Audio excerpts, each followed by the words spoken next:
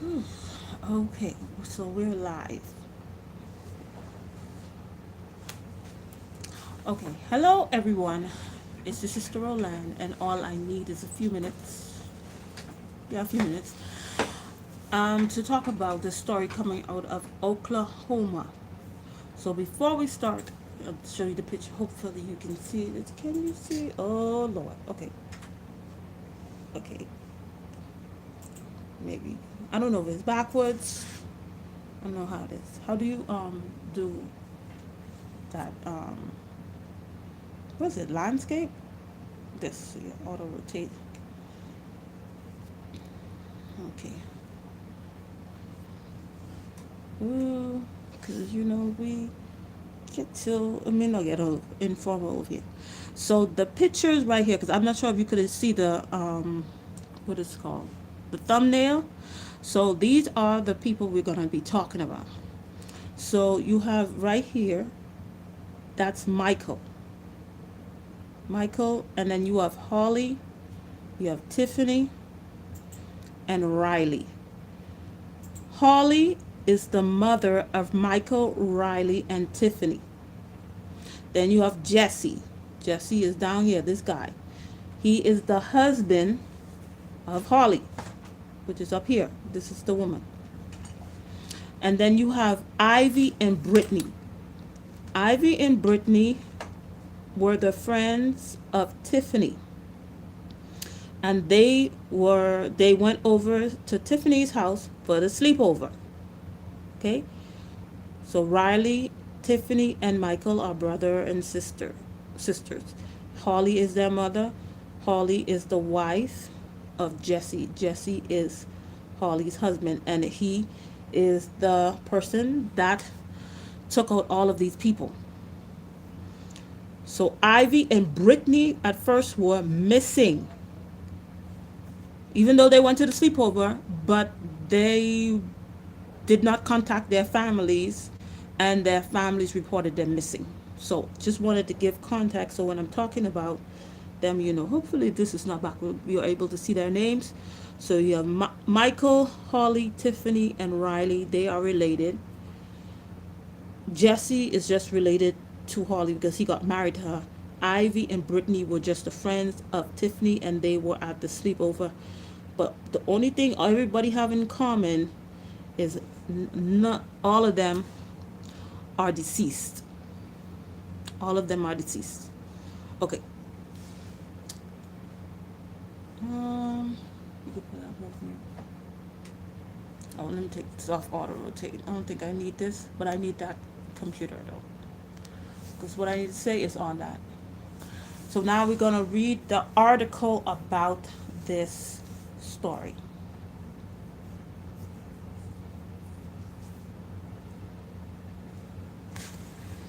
Okay. It said, when I first heard about this story, it was reported that that's when the two girls were missing, Ivy and Brittany. So they say two girls were missing, but they found them. Well, they found, while they were looking for the two missing girls, they found seven people deceased. They didn't immediately say it was the two girls, but I kind of figured out, since they was already looking for the girls, and then now they found all these people deceased. I say it's probably the girls, but I was thinking that they probably got caught. They're young, because I think they're like 15, 16, or what? 14, 15, 16. One of them. They no more than 16. So I was thinking they probably got probably kidnapped or whatever by a trafficker, and then the trafficker, they was they was on the trafficker, and then he just got everybody in the house. At first, that's what I thought. Thought. That's what I thought. Until the whole story really come out, and it's really not a good story at all. What the circumstances in the story is not good at all. So I'm going to read this from, I guess, a news source in Oklahoma. It says that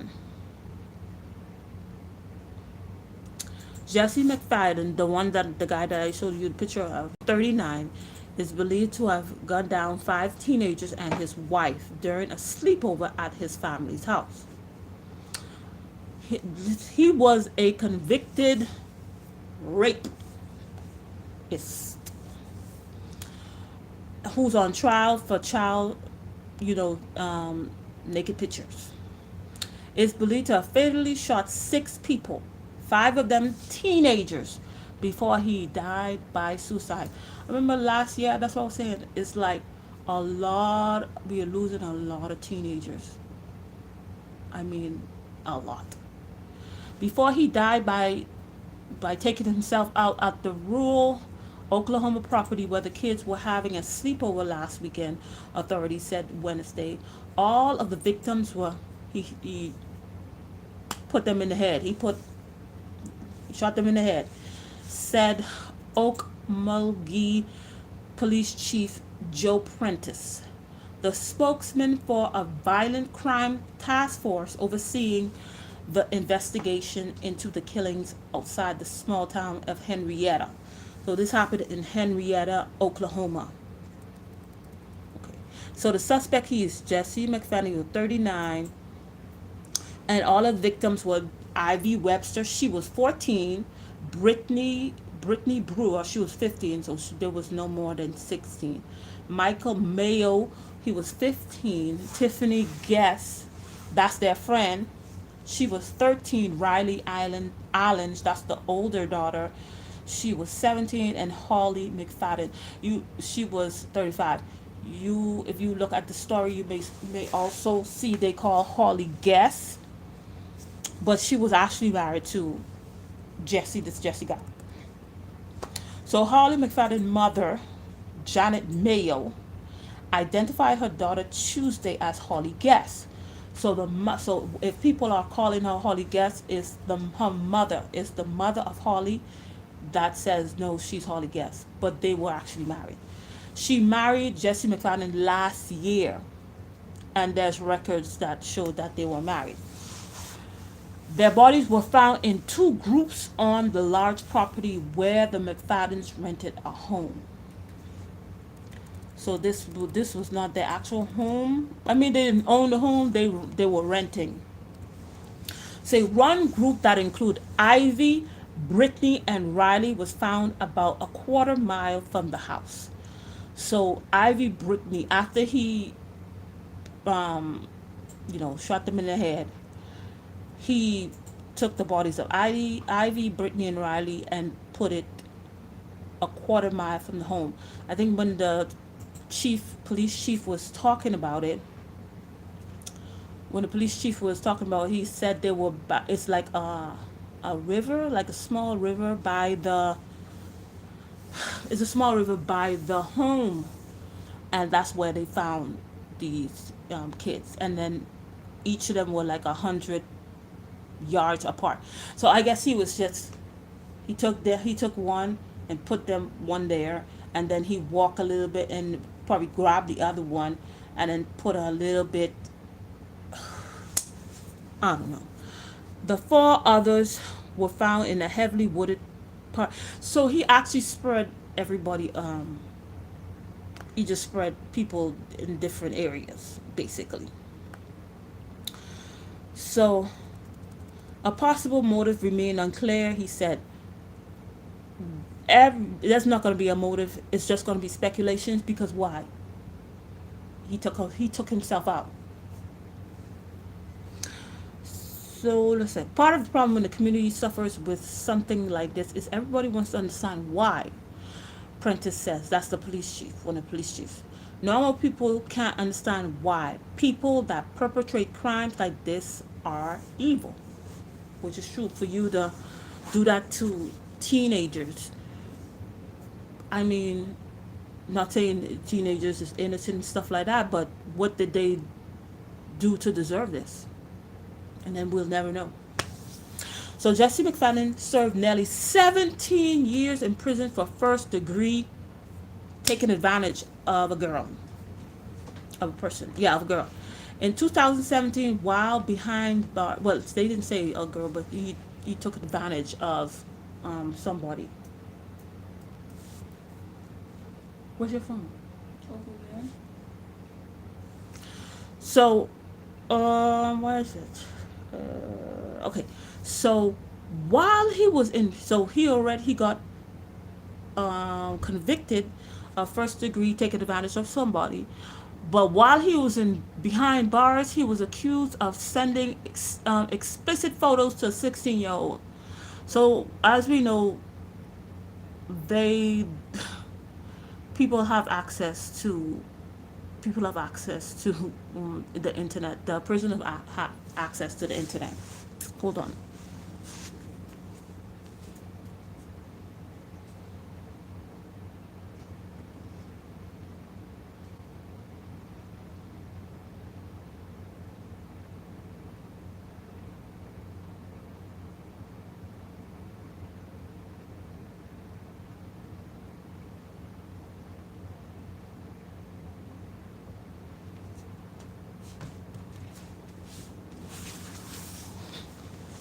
So as we know, people have access to the internet in prison. Those prisoners have access to the internet. That's why you see they be doing TikTok dances. Kendra G has a dating show, and people have called in from jail looking for women to be their friends. So they have access to, the internet, whether it could be on. But I don't understand why they have. Okay, I could understand they have access to the internet, but why not block certain sites like a TikTok, Facebook, or whatever? But they have access to everything on the internet. So because he had access to everything on the internet, he was able to send explicit photos to a 16-year-old,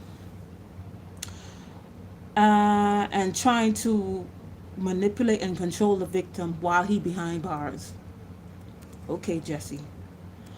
He was charged with sending naked pictures to a child and soliciting, sexual stuff with a minor in communication with minor. A jury trial had been scheduled for Monday. So the day they found all of the bodies, remember they went to Ivy and Brittany went to the house probably maybe Friday afternoon. Friday afternoon, they were supposed to be there Saturday, Sunday. The mother was expect one of the girls' mother was expecting a Sunday. She said she was gonna make it Sunday, but Sunday sometime. And then the mom said, "Can Sunday at 5?" And the mom said, "Can you come a little earlier?" And she said she'll try, but the mom said she still don't know if she was actually communicating with her daughter or if it was the guy pretending to be her daughter. So anyway, so on Monday he was supposed to start a jury trial for what he did in 2017 while he was in prison. But that was the day that they found all of the bodies. And it's a big property too. McFadden's lawyer hasn't responded to requests for comment. Court documents show that McFadden planned to argue that he was in touch not with the 16-year-old but with her friend who was 21. Sure. Brittany Brewer's father, Nathan Brewer, said Jesse McFadden never should have been released from prison after he was charged in 2017. Officials should be held liable for their deaths, he said. Okay, a spokeswoman for the Oklahoma Corrections Department said in a statement that state law requires inmates to serve 85% of their sentences for McFadden 17 years. So this is a new thing, because of the jails that are being overcrowded. So people who have been there for years, because he was in there from I think 2002. So people who have been there for years, if they are model prisoners, they have good behavior.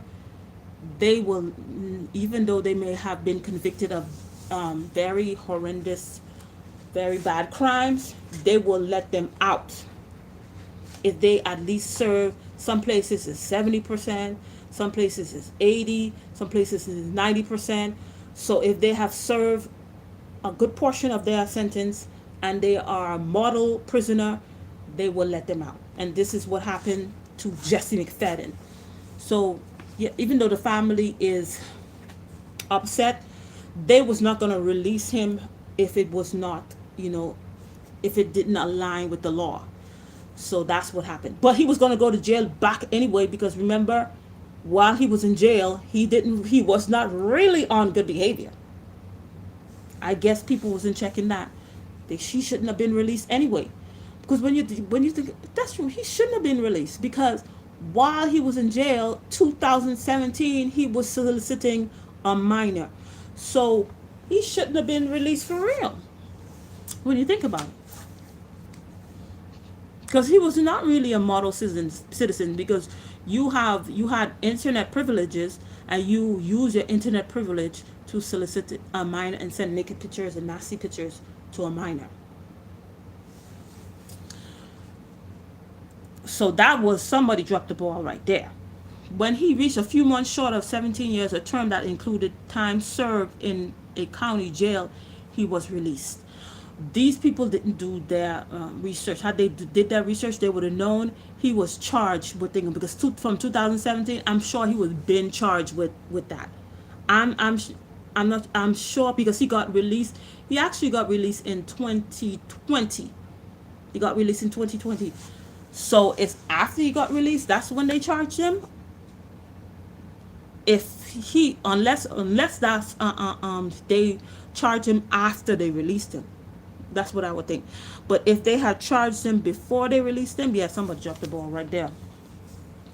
So registered sex offenders are allowed to live with children as long as they don't commit crimes against them. I did not know that. So even if you are a registered sex offender, you are allowed to live with children as long as you don't commit crime.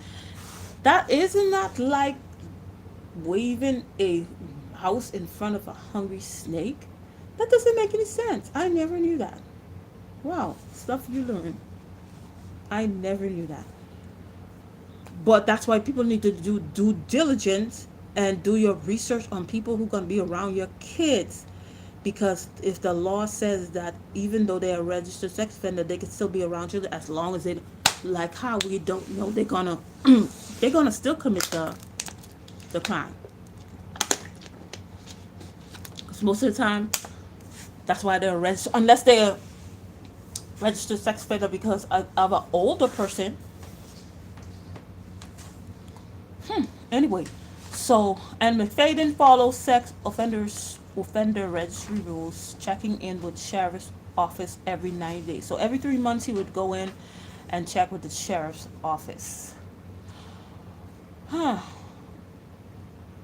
So the only warning signs besides the 2017 charge, that's the only sign that they saw. So this is the thing.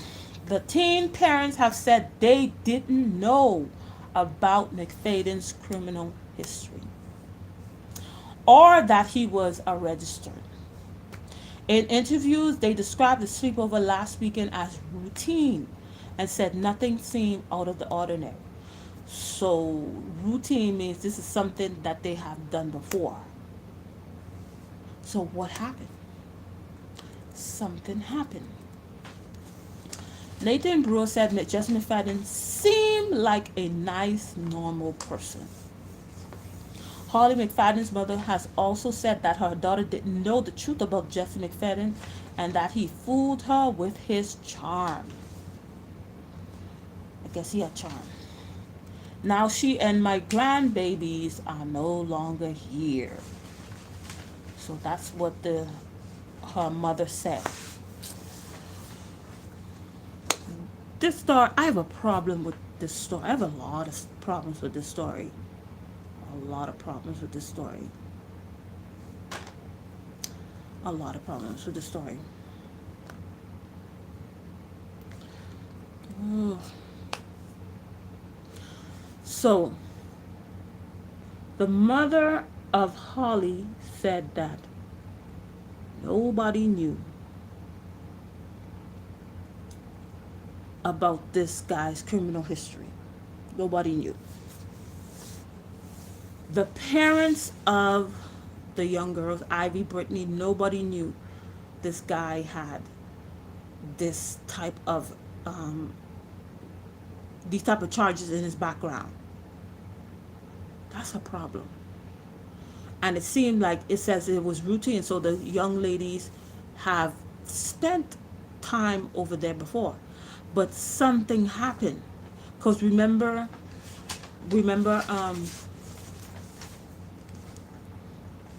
he was supposed to have on Monday.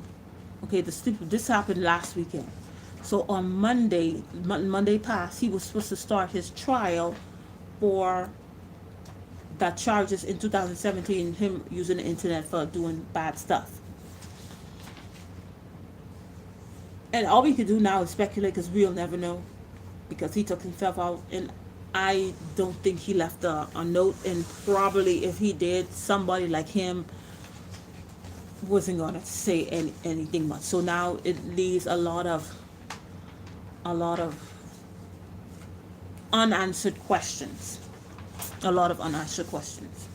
I have a lot of problems with this thing. Nobody, because even the mother said she didn't know about his history, but there's another report that said that maybe she may have known about the 2017 charges because so-called he paid a woman to pretend to be the victim and say that it was all a lie, which if I don't know if he did that, if he actually did that, but if he did do that, you would think, how are you in contact with the victim? You shouldn't be in contact with the victim, because if something happened like that, they're gonna put a court order for you to stay away from the victim.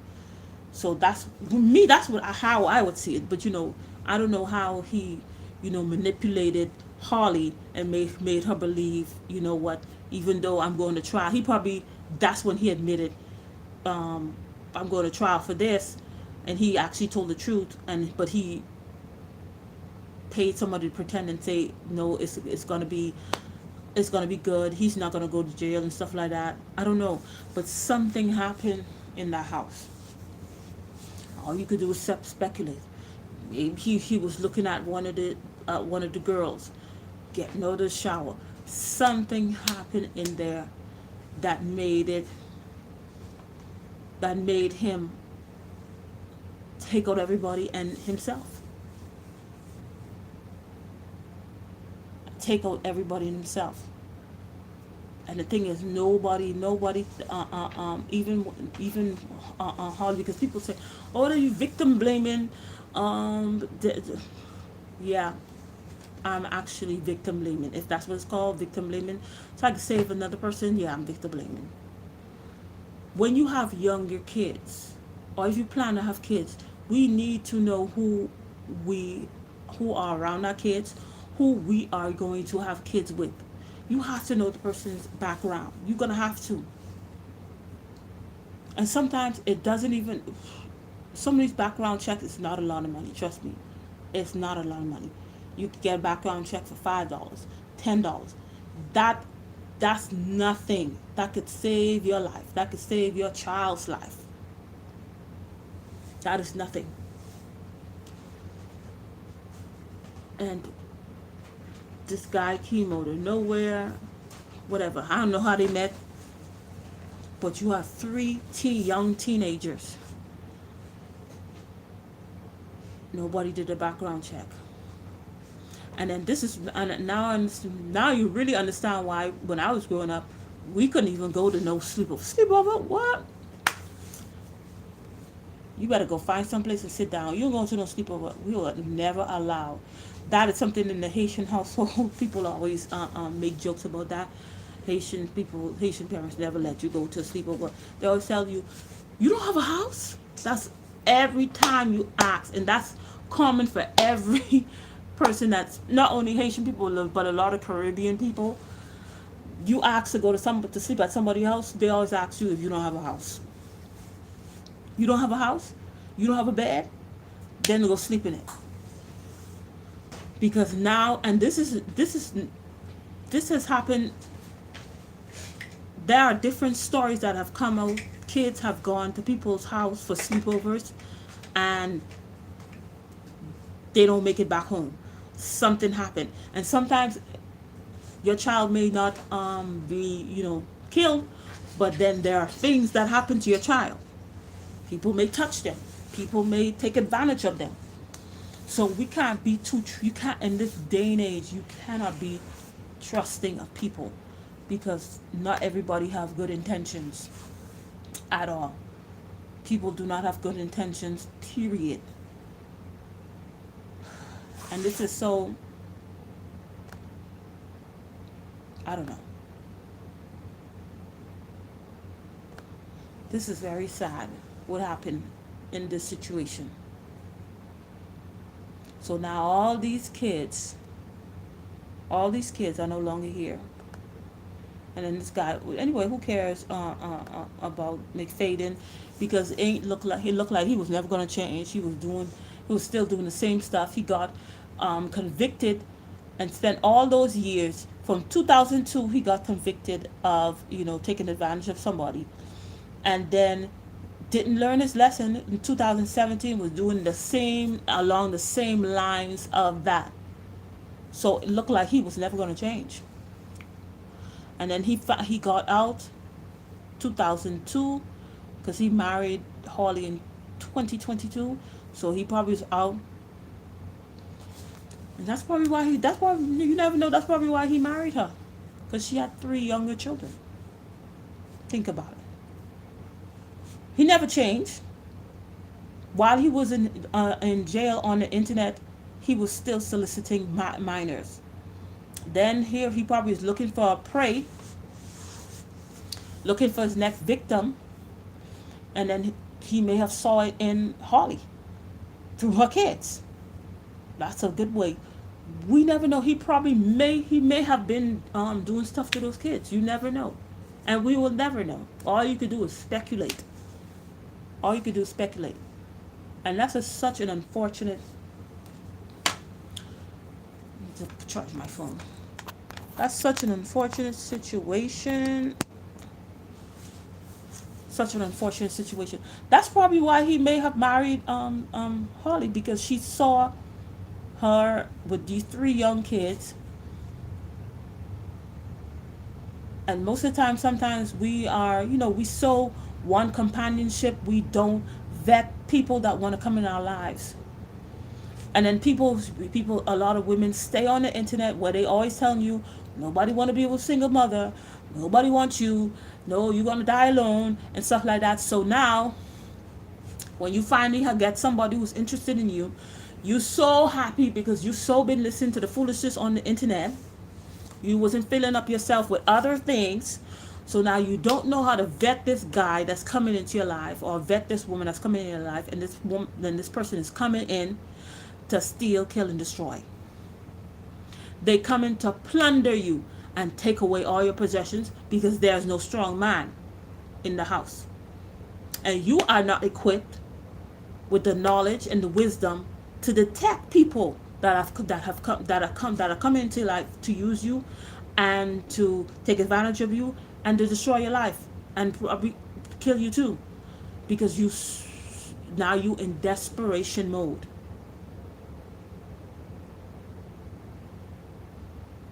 This may not necessarily be in her situation, but this is a lot of people's situation, and this is also something that's a lot of people may find themselves in too. When you think about it, if you really look at it, that may have been the reason why he chose to be with Harley, because he saw the kids. It wasn't about Harley. He may have not even cared about Harley, but he could see that, oh, she has 3 little kids under the age of 18. Even though I think one of them had the dad. They interviewed him. I think it was Tiffany. Her dad was involved in her life. I'm not sure about the other ones. I just saw his interview. If the other ones are involved, okay. But I saw Tiffany's dad. He interviewed, because he was married at a point to Harley too. So this was not her first marriage with Jesse. Because sometimes when you look at it, we do so want companionship, and then we go about it the wrong way, and sometimes we may end up paying with our lives. And not only our lives, but the people around us lives too. So this was such an unfortunate situation. This is very, very, very sad. And then who get caught up in the middle of this? This Ivy and Brittany girl and these young kids didn't have nothing to do with anything. Whether it was she was probably she may have, and then this is another thing, she may have found out, because if the mother said that he paid somebody to pretend to be the victim, to, now all we doing is speculating, to pretend to be the victim and say, they lying on him, whatever. Maybe Harley one day, her intuition pushed her to go research about him, and he may have caught her and decided to take her out, or she confronted him and probably tell him she's going to tell everybody, and then he decided to take everybody out that day. That may have been something too. Her intuition might have thing on, because remember, that's what the mother say. He paid somebody to pretend to be thinking. Now the mom, it probably didn't know at the time that he paid somebody, but mom, probably now the mom said he probably paid thing out, because she's like, somebody did talk to Harley being the victim of the crime that he was supposed to be on trial for Monday. Where you going? So, but all we could do is speculate. That's all we could do. We will never know. All we could do is speculate, y'all. But at the end of the day, all of these 5 teenagers will never ever see 18. Because Riley was the oldest and she was 17. So all these kids will never ever see the age of 18. And we'll never know why. We will never know why. But a lot of people dropped the ball, man. A lot of people dropped the ball. Because I'm saying, if he was, while he was in jail, he was doing this, he was charged, he should have been released. He should not have been released. But he was. And then when we leaving our kids, letting our kids, if we're going to do stuff like that, we have to know who our kids are spending time with.